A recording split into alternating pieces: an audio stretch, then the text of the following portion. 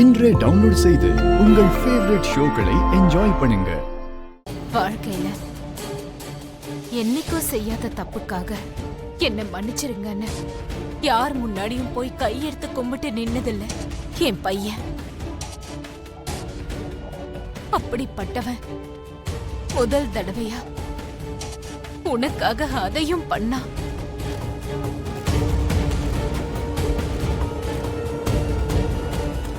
எங்களை நீ அவமானப்படுத்தினதுக்கு வாழ்க்கையில நாங்க என்னைக்குமே உன் கூட பேசவே கூடாது. அதுக்கப்புறம் உன் முகத்தை கூட பார்க்க கூடாதுன்னு நினைச்சேன்.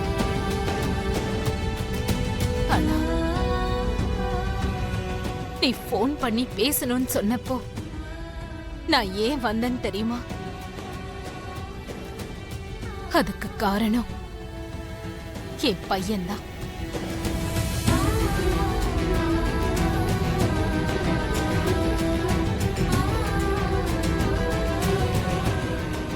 அம்மா, பூமி விஷயத்துல அவசரப்பட்டது நம்மதான்.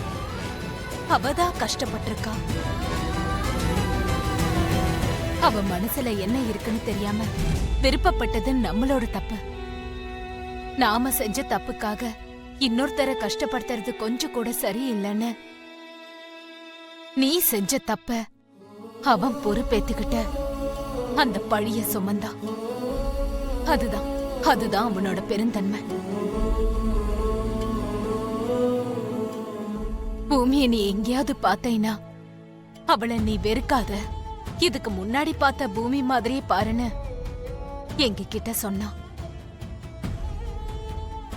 அதனாலதான் என் புள்ள சொன்ன வார்த்தைக்கு கட்டுப்பட்டு இப்ப நான் உன் முன்னாடி வந்து நின்னு நான் பேசிக்கிட்டு இருக்கேன். நீ எதுக்கு கூப்பிட்டேன்னு அத மட்டும் சொல்லு.